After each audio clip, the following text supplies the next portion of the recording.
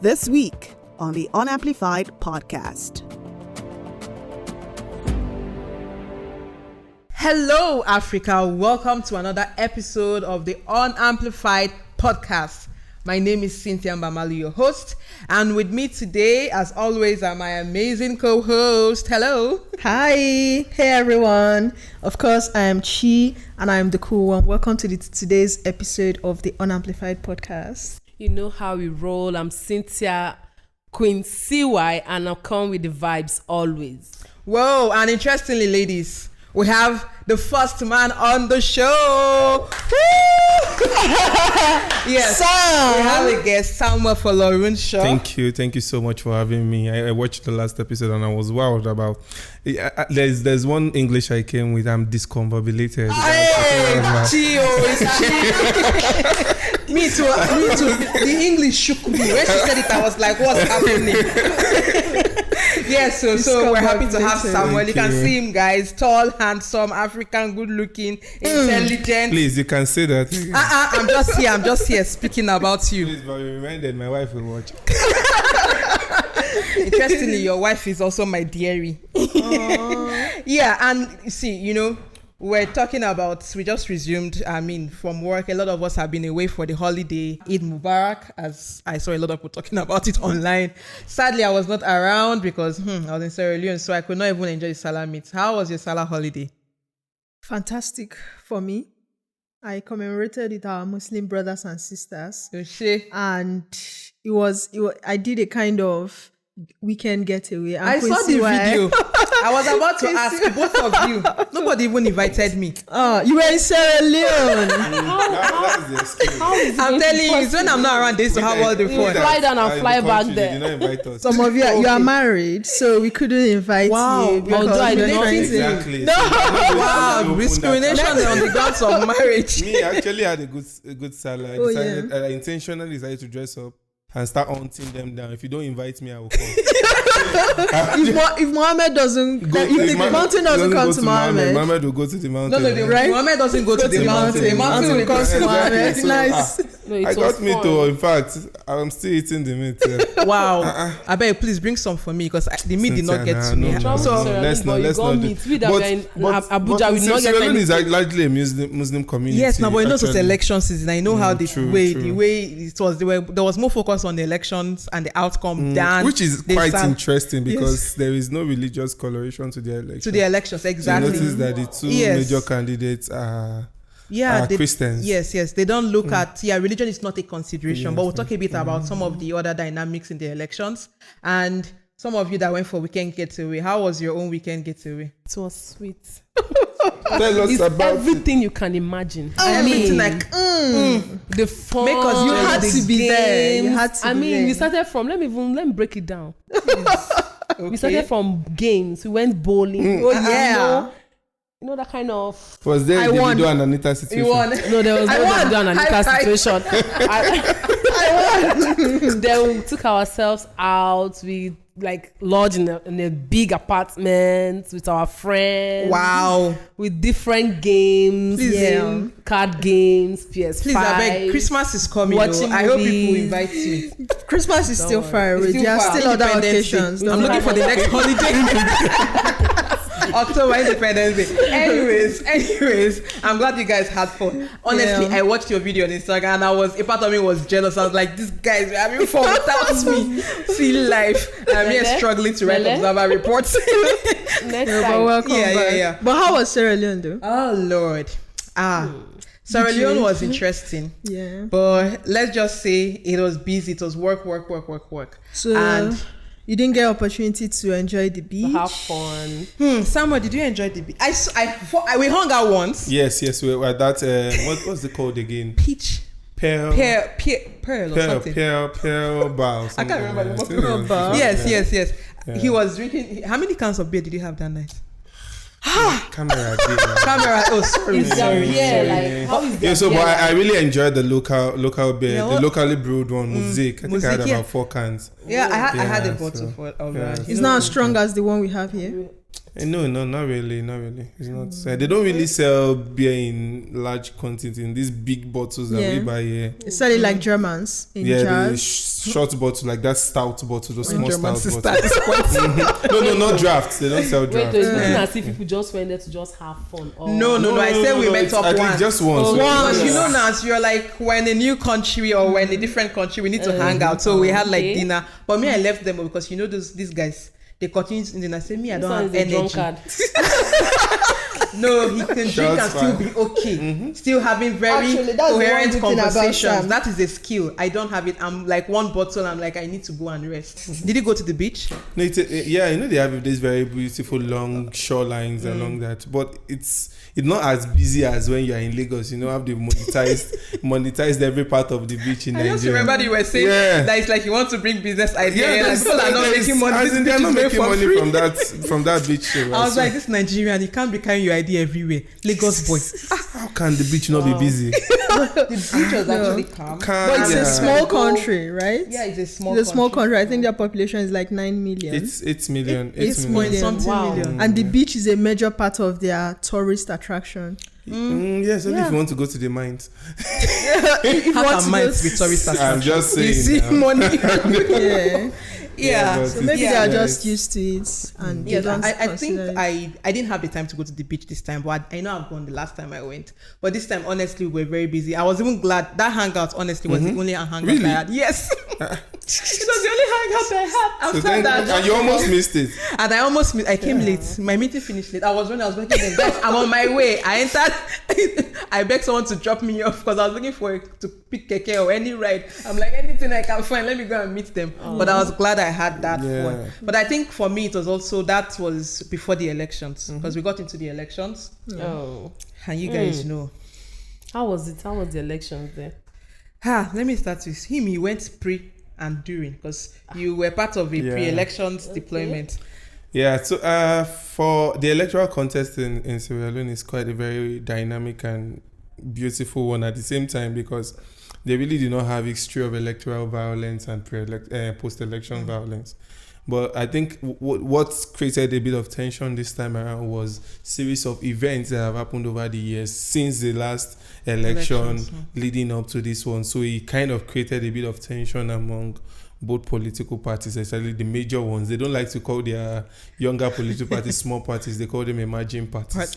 Nice. Nice one. So it's actually very interesting. So considering that the people that are the incumbent now used to be the former administration, so they lost the election in when it was their last election, 2018. They lost the election. Then they are trying to get back into power this time around. So a lot of series of events have happened with the census that was conducted in 2015 and the census that was the midterm census that was conducted in 2021. So all those things kind of created a tense environment and mistrust among each different stakeholders in their election. So it kind of gave the election, and that's why the outcome is a bit contested right now. But generally, I think Sierra Leone is actually a peaceful country. It's not over-policed. You can literally go about your business all day, all night. Nice. Yeah, there are days I went back to my hotel around maybe 2 because they also don't have the insecurity challenges. Yes, they don't have insecurity challenges. That's also something. Most of their social media space as regards to post-election. I think so that's where one of the major concerns, because there was a lot of hate speech, misinformation, and these are the general political antics. Yeah, fake news. That we see during election circles. But in terms of in media and entertainment, they are heavily influenced by Giant of Africa, like that. So you see, in fact, for the first time I was there, and the second time I was heavily requesting for, give me Sierra Leonean music, something I can listen to. But they will play you Chioma Jesus. That's how if you even ask for gospel, they will play you. Yeah, so it's heavily influenced by Nigerian entertainment industry. And I think Nigeria is truly the Giant of Africa. Yeah, especially for West Africa. Yeah, especially when it comes to entertainment. There's still actually a lot of positives we can borrow from them. And in terms of looking at how things are conducted and how institutions are not overly guarded and policed, because you can literally just walk into these buildings and as long as you can identify yourself and state your business. So I guess, also because it's a smaller country, when you compare that to Nigeria, I mean, population wise, we're talking about is estimated 8 point something million. But I think one thing that is also related, that we can say is a general trend in Sierra Leone and Nigeria is the youth population. Because they have a high youth population. In fact, the 2015 census said, projected that on 35 years and below made up 80% of the population. 2015 census. However, if you look at the youth from 15 to 35, the recent data said it's about 60%, which shows that, there is that large youth population. But one thing that is even projected to be about 4.1 million of the total population by 2050. Yes, actually, that's the projection. By 2050, the youth population would double. And it just shows it's a young country, it's burgeoning. Plus, they had this history of 11-year civil war, because they just got out from the civil war, and then they started having they had an election, I think in 1996, but 2002. Yeah, 2002 was one of the... Was when the civil war ended. Yeah, where they had that elections. And since then, they've been having periodic elections. Their presidential tenure is 5 years. So they have like 2 terms, 5 years each. Unlike Nigeria is 4 years, 2 terms, but 4 years each. But I think one thing that was interesting in this election was a different electoral system. So they had the first past the post, or the majoritarian rule, where the president has to win with at least 55% of the vote cast. If no candidates gets 55%, then they go to a runoff.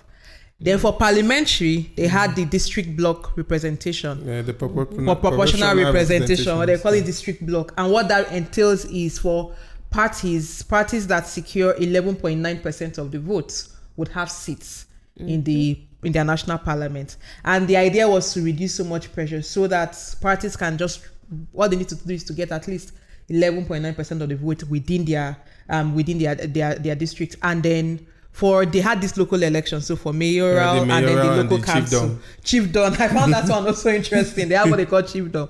Then for local council, if a party secures like 4.5% of the vote, then they get a seat in the local council. But the interesting thing about the chiefdom election is that they have about how many chiefs? About 14 or so. But it's not all that is being contested.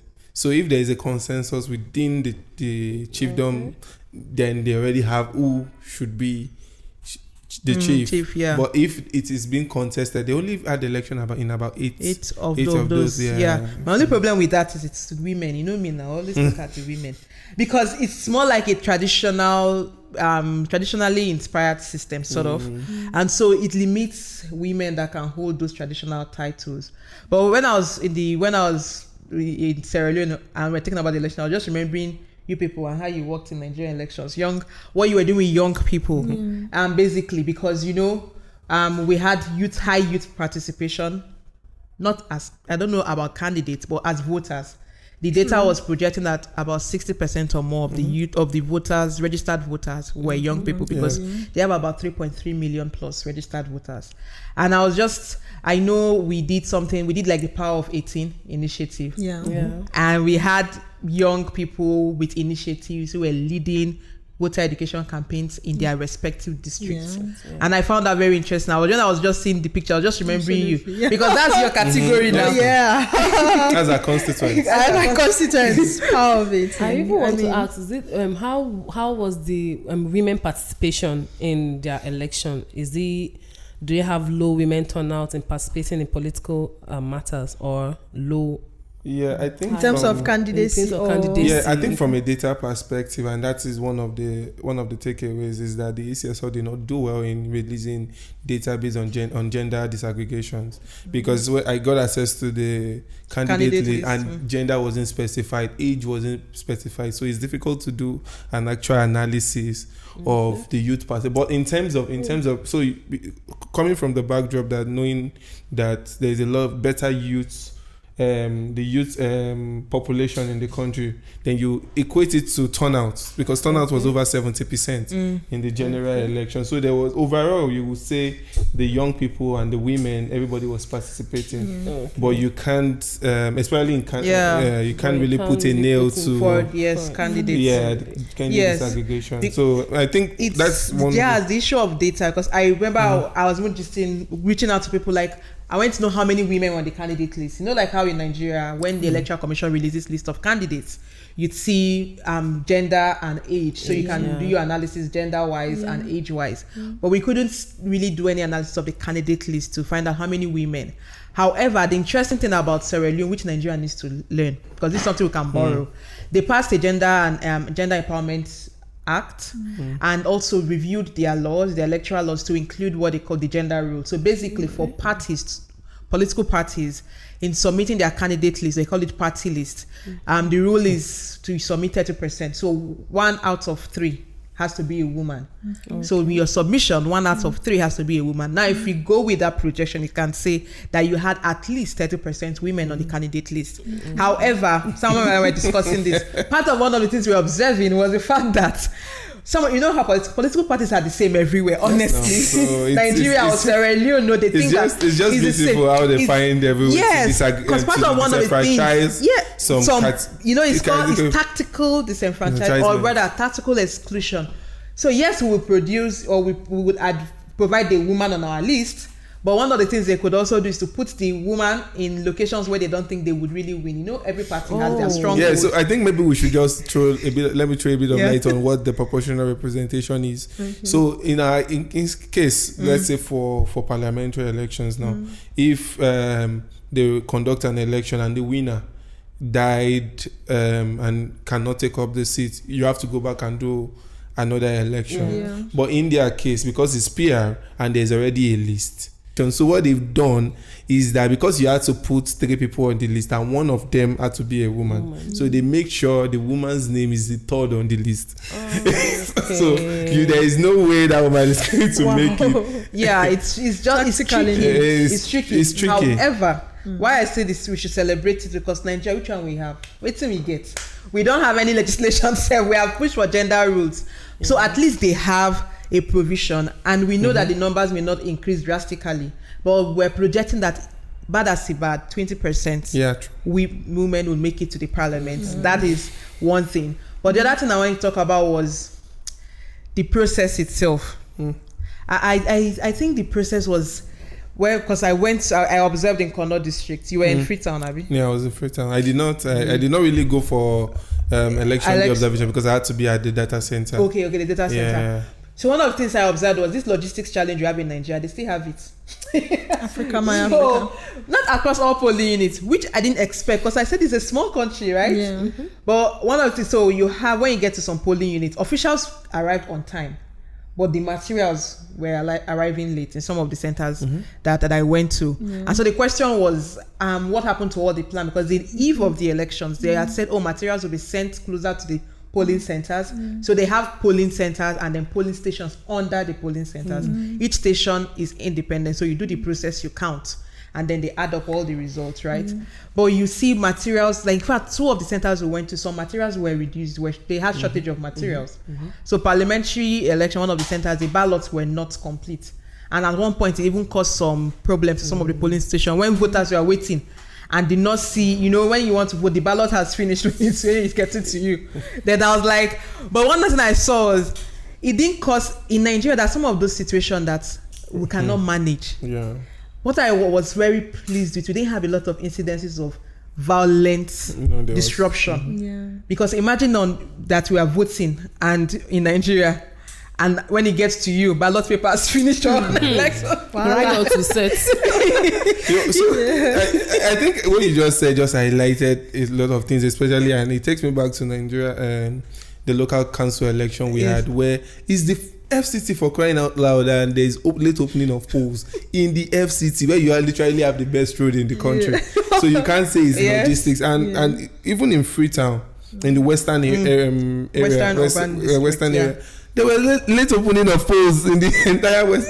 Like, you would not be wondering, this is the capital, this is where the ECSL is domiciled, And why is this thing there? Speaking of process, and this is for you, Samuel, because you are the tech guy. Yeah. So how much did technology feature in the Sierra Leone election? Okay, let me just say. For example, on the day, did they have like our equivalent of BVAS machine to help with accreditation, voting, just to facilitate No, so the process? they chose an hybrid system. Okay. They chose an hybrid system, and there was not really a lot of focus on technology.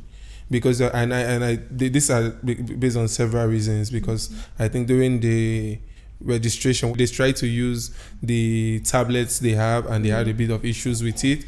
So I think it kind of put them. But technology is not really written into their electoral act, the way we have it. So they are not compelled to use it. I think they tried to also do the electronic transmission of results, but it was kicked against, and the reasons are there. The commission's argument was that they just want to use it for administrative processes. But in these days, commissions can tell you anything.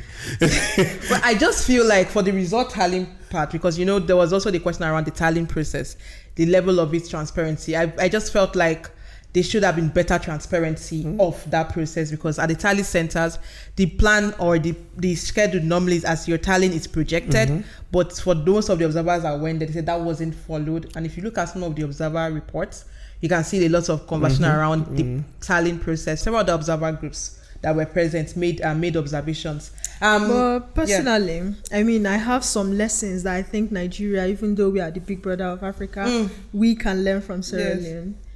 Featuring, and I think someone mentioned that before we started, how Sierra Leone is a truly secular nation. Yeah. I mean, Nigeria claimed to be secular, but we are not actually secular. Right?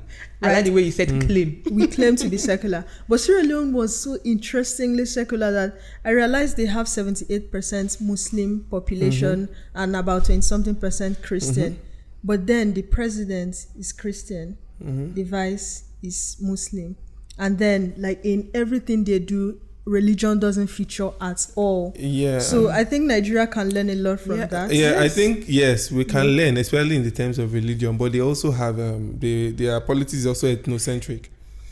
I think ethnic is different, not just Sierra Leone, most countries in Africa. This ethnic identity is becoming an issue. And honestly, I think we need to, as a people, we have to start asking ourselves questions like, do we really need to continually be divided by our ethnic identities and regional identities? Because this is what the politicians fan to flame, basically. So in the pre-elections period, when he was talking about some of the issues that existed in the pre-elections phase that led to the tensions towards the election, a lot of the conversation became really quite, very divisive on ethnic lines and regional lines. And the political class understood this, and they were playing. In fact, the average Sierra Leone will tell that this was not our problem before. Regional and ethnic identities, the same way religion is not, because in a family you have Christians, Muslims, they celebrate all the Islamic celebrations, the Christian celebrations. It's not an issue. They intermarry. It's not a problem. They still intermarry. So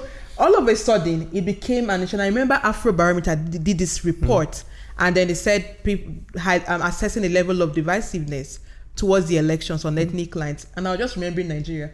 I'm like, politicians have almost the same template. The same. The same template. But now it's, what do we as a people, how can we even start talking to our generation? Interestingly, is that for the case of Sierra Leone, is that it's a very sharp divide across the country. Like if you look at the map, it's a very sharp divide. So if you just mention where you're from, they can literally tell your political affiliations. Right. I think there's basically just two swing districts, the Kono district and the Port Local, that could literally swing either way. So they literally know, these politicians really know where they are getting their votes from. And then they made it a thing. One time red and green, even to use the colors. You can't wear some kind of colors. It became a thing, and I was like, we can do better. Because you know why? Sierra Leone has high youth unemployment. It's crazy. Even serious drug problems. Is it higher than Nigeria? In terms of percentage, I would say it's higher. But again, Nigeria is a... Cynthia, did you notice the drug problem on the street of Freetown? Oh, yes. Drug? we have this drug problem in Nigeria. We do. But what is this thing with youth and drug and drug addiction? But you know the difference between Nigeria and Sierra Leone. I don't want. Okay, let me say Freetown because that's really where it is that they are not even being disturbed by the security forces. Like in Nigeria, you can't just stand by the road and say you want to start smoking weed. No, freely. You will wake so up. like it's legal. It's not legal. No, it's just. But maybe they don't have the there is a drug abuse problem, and normally you can connect drug abuse to issues of because when people don't have gainful employment. There's a likelihood anything comes, you go. You know how they say, and with the crazy high cost of living. So youth unemployment, inflation. So there's high cost of living, and then there's high poverty. And I was just doing for me, I was drawing parallels with Nigeria, and I'm like, these are also similar countries. Exactly. Similar, yes, similar. Yes, if you think about the conditions, problems. Youth unemployment, poverty. When you talk about drug abuse, obviously we have that, but maybe not as apparent, but it's a major thing in Nigeria too, especially amongst young people, even teenagers. But also government I feel like sometimes our government is so disconnected with our reality because these countries are rich with natural resources. Very rich, extremely rich. Nigeria, beyond the oil, we're blessed with so many other natural resources, the minerals, not Coke and Fanta. Sprite. The minerals, right? We're talking about even land. You want to go into agriculture because oil came and the agriculture sector was killed in Nigeria. If you read about Nigeria of the past, we used to be exporters of cocoa and even cotton and so many other things. Actually. But now our textile industry is down because everyone focus. And if you go to Sierra Leone, they have diamonds. Yeah, minus. I'm so impressed with that. It was like the 21st century Wakanda. Yes. Why do they have diamonds? They have so much diamonds. 21st century Wakanda. Yes, it's the truth. But the thing is, for such a country blessed with rich resources, I still put it down to leadership because if we have better leadership, you won't even see it in their infrastructures. You can't. Yes. And I believe that Sierra Leoneans deserve better. The same way I say a lot of Africans in our respective countries, because honestly, Africa is a blessed region. Very nice. A lot of our countries, if you do all your research, you see every country has one natural resource where what they are known for. But the question is, how are we managing that resources to produce wealth for the people? I think these are the questions we need to start asking. I think the problem of African countries is that we elect leaders who are not economically intelligent. Deep. So they don't know what to use the resources. They don't know how to use it. They don't know what to do with them. I think they are economically intelligent. They are just intentionally not trying to use. They're just wicked. Let's not be playing. No, I think there needs to be an awakening, and I like the fact because a lot of references that was done to the Nigerian election. It's not like they don't know what to do. They know what to do. I think it's just that there needs to be an awakening, and it also comes from what are the citizens and the followers demanding from them? Because it's a two-way thing. As citizens, we need to start having our own manifesto. Yes. This is what we want to see done in the next 4 years. I also think that young people, we are the ones who bear the brunt of bad leadership when it starts happening. So, and I think if there's one thing Nigeria and Sierra Leone have in common, it's that we have a high population of young people. So imagine if these young people come together and they are making these demands. So I think we as young people, we need to go beyond, allowing ourselves be the tools for electoral violence or divisiveness during elections. We also need to take it further and come together to start demanding responsive leadership. So what are all those problems that we are having? What are all those issues that we need addressed? And then we are presenting it to our leaders and demanding that they do something about it. So I think if we start doing that, then these leaders that we are trying to give reasons for being benefit of doubt, when we are now demanding these things, their brains will come back and they will start doing what we need. Definitely. No, you make a very valid point, because I was having an argument, people talking about young people are involved in electoral violence. I said, see, let's be realistic. If we keep talking about let young people stop violence, we're not addressing the problem. Well, it's like you're trying to stop a mango tree from growing by plucking its fruits. it's to continue growing. We need to, if we want to stop it from uproot the tree. Yeah. And if we need to address issues of youth, be it youth restiveness or electoral violent participation, then we need to first of all go first. Who are the sponsors of violence? One. Second, who are those impoverishing the people? Because I feel like it's not about poverty now. This is an impoverishment because it's like intentional steps are taken to keep the people poor. Yeah. Because you know when a population is poor, then they can do anything just to survive. And these politicians understand this. Yeah. And so they use these categories of persons who are basically looking for how to make ends meet. They are giving tiny amounts, peanuts basically, and with peanuts they can get involved in violence. In fact, some politicians now even give drugs to these guys so that they are high and they can, carry out violence. We celebrate Africa as a young population. We say one of our assets is the youth population. We have the numbers. But honestly, if we can't even get these numbers, if we can't engage these numbers effectively, meaningfully give them gainful employment, this supposed asset resource can become a major tool for destruction and chaos. I totally agree with you, and it also brings me to the thought of how the youth engage in the Nigerian election. And when I still see people say they're disappointed about the elections, yes, there is that, but there is also an awakening. It might not be there yet, but there is also an awakening, and I can say some people got into office knowing that there was an awakening and they have to now be accountable. Exactly. And that's why I am a bit concerned, because the energy we carried into the election has a bit has gone down, because this is the time to now start this is the time, and we say it every time. This is the time to now start what we really need to do. This is when the work starts. This is when you start checking and following the money, following what these guys are doing, demanding accountability. In fact, giving them bills to introduce. Tracking their manifesto. Some of them told us what they will do before the election. So because are they even implementing it? I like that part where you said that we need to uproot this evil from the roots. Yeah, when we're talking from the roots, let's even go back to our school days. We need for our curriculums to include maybe entrepreneurial skills, maybe in schools, starting from primary, secondary, tertiary levels, for youth to start learning from there. Not like when after school you now wait for government to empower you. Yes, government, that's their job. It's not like the olden days in Nigeria where you just finish school, there's a job waiting for you. Things have changed. Those days. So we need to include it's in our as much. educational system. We need to include that as much as we need to start taking voter education to schools. Schools too. Yes, true. So because from civic educations back to we need school. to start learning from day one.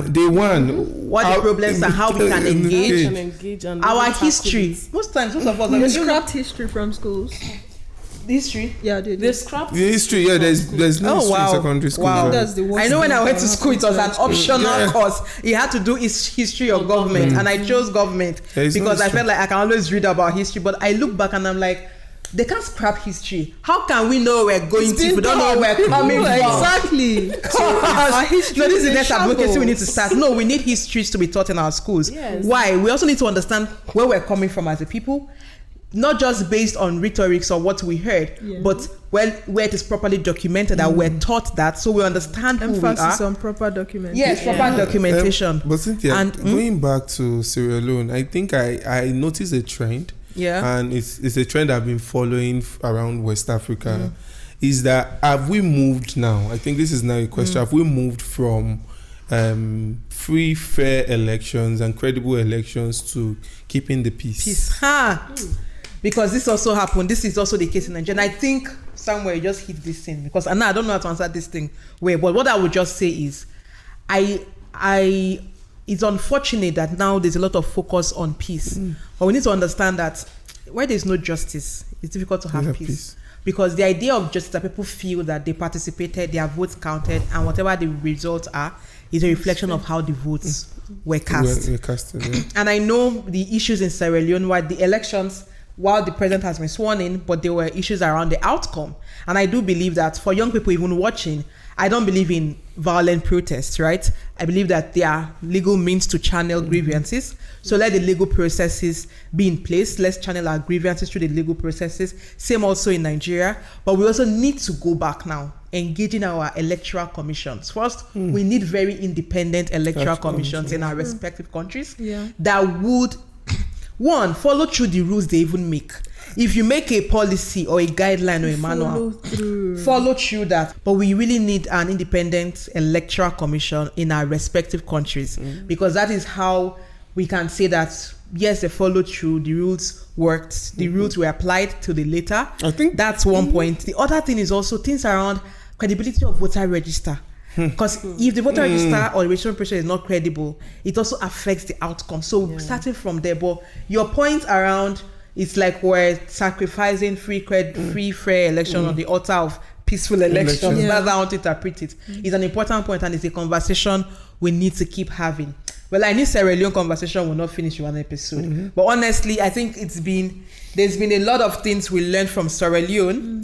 And I'm glad the elections has come and gone. For every elections, there would always be challenges that you'd observe and issues. But I'm hoping that the people of Sierra Leone would walk through those issues, and that all sides feels a sense of justice. Same also as we're hoping for Nigeria, as we're still in court, we're hoping that at the end all sides feel some sense of justice. But ladies and the handsome guy in the room, some things were trending on social media, and the tweet limits.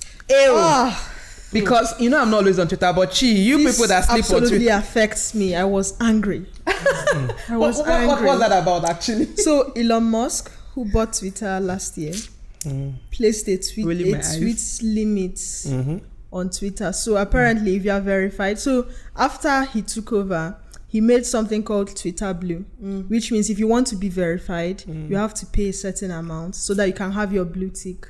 Then if you don't want to pay, then you don't have that blue tick, so that you can just be like, capitalism. So you just be the normal, ordinary person on the Twitter streets. You just say ordinary person. So the other day, he posted that there will be a tweet limit for verified users. You can view up to, let me be sure of the figures. So what it means is it limits your viewing time. Yes. No, not viewing time. The number of tweets you can view.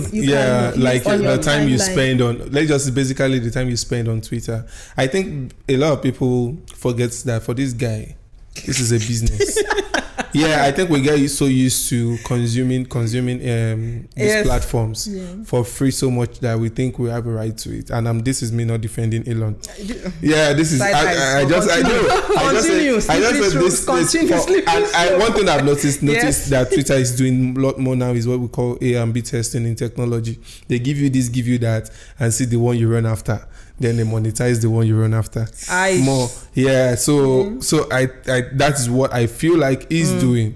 So, but for him, he's a businessman. He's one of the richest man in the world. So the moment he took over the platform, I knew he's not a tech enthusiast that much like Jack that was managing the platform before. That a technology guy can wake up and create free technology. Some people are using it. He's happy. But for Elon Musk, is after the profit. So in his words, he said to address extreme levels of data scrapping and system manipulations, we've applied the following temporary limits.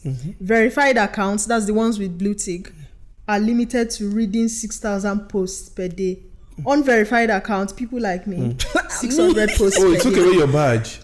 She couldn't. No, I never had a badge. I didn't apply for that. No. You apply now, you have to pay. Why would I be paying for tick on Twitter? Before it used to be free, but it used to be free now. Based on what's based on the activities you consider for your verified. There's a threshold. I want to ask, do they monetize like people on Twitter just the way they do on Instagram? Like people make money. People make money from Twitter. People make money, and that's one thing as well. Especially Nigerians, they're influencers that their entire business is based off Twitter. But just because they have that, they use their platform to promote other brands. Yes, it's monetization because you are not the owner of the technology. If you wanted to charge people, why not charge those doing business? Ordinary people like us who just have opinion. I wanted to have a verified tick. but not payments. But you still like, come and promote somebody's buy my friends this thing. It's also some form of, that one is just helping my friend to them who I know that say so, my friend cooks and because nice meal. I think maybe because influencing became a major business. Actually, there are people who that's their their full time. Okay. So because I want us to also put start rounding up. But honestly, for me, because you're on Twitter, I don't spend as much time. I go there to get my news, but I'm also worried that maybe I'll be scrolling through on the trends to learn new things, and then they'll tell me, boom, you've reached your limit. Crazy. I feel like some of these conversations, because when he took off the platform, I know one of the things he said was he wanted to enable free speech. But I have a problem with if you want to enable free speech and money is coming in. I feel like that is also some sort of limitation to supposedly free speech, and then you're putting other benchmarks to restrict how people use the platform. That in a sense is also limiting free speech. So the question is, Elon Musk, free speech for who? Because at this point, is it for a class of people? Reasons where that Chinwe just read out to us is that to limit data scrap, a lot of people scrap data from it happens every. Yes, we can't run away from that. No, and I can tell you that businesses that like if you run sentiment analysis for business, if I do business analysis for a particular company, I'm scraping free data from Twitter.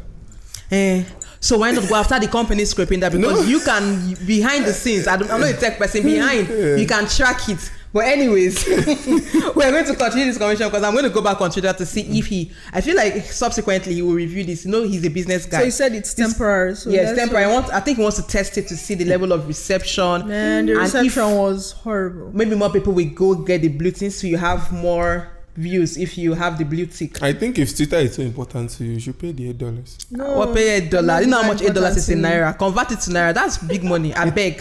That's not Elon Musk's fault. That's not my fault. But honestly, ladies. And Samuel, we need to have you back on this show. Okay. Interesting. We should thank Samuel every episode because he's one of our creative design. Actually, yeah. Team, I'll send my invoice. I beg, you're not Elon Musk. Be careful. Be careful. But honestly, Samuel, it's been amazing having you here. Thank you so much for having me. Thank you for sharing your thoughts from Sierra Leone, ladies. From Salone, please. From Salone, it's true. Our Salone brothers and sisters. Salone, making I enjoy yourself, Safu. Yes, the election this year was even Safu election. Safu is like softly, like calm, peaceful. We call it Safu. The pigeon. Maybe we no. I said say that again. Making I enjoy myself, Safu, like Safu. Okay. Take it easy. You're liking it, but don't worry. The biggest catchphrase I just saw this pregnant woman was no, leave her Muna Bele woman. I'm like, took me like 30 seconds to recalibrate. She's pregnant.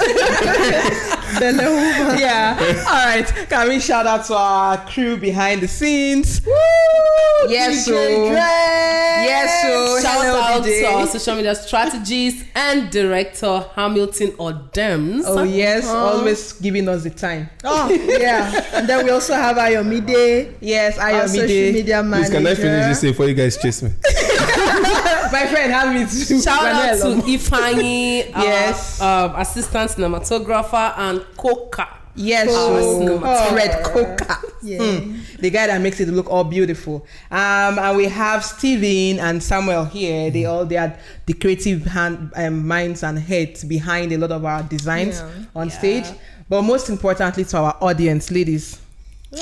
Thank you so much for viewing, for listening, and for always commenting on our post on YouTube. Instagram, yes, so Facebook. happy. Yes, on YouTube. Thank you so much for your comment. Please follow us every Wednesday. You know what we always say: like, comment, subscribe, share, and also if you have feedbacks, also please drop your feedbacks. We're ready to listen and to adopt that here on YouTube, on Instagram, TikTok, Facebook, LinkedIn, and please our audio channels on Spotify and Apple Podcast. Yes. And ladies, you know how we say it: when you're on, you're amplified. Samuel, I'm glad you remembered this. So catch up with us next time, and it's been a wonderful time. So see you all next episode. Yep. Cheers, ladies. Thank you. Gentlemen. Gentlemen.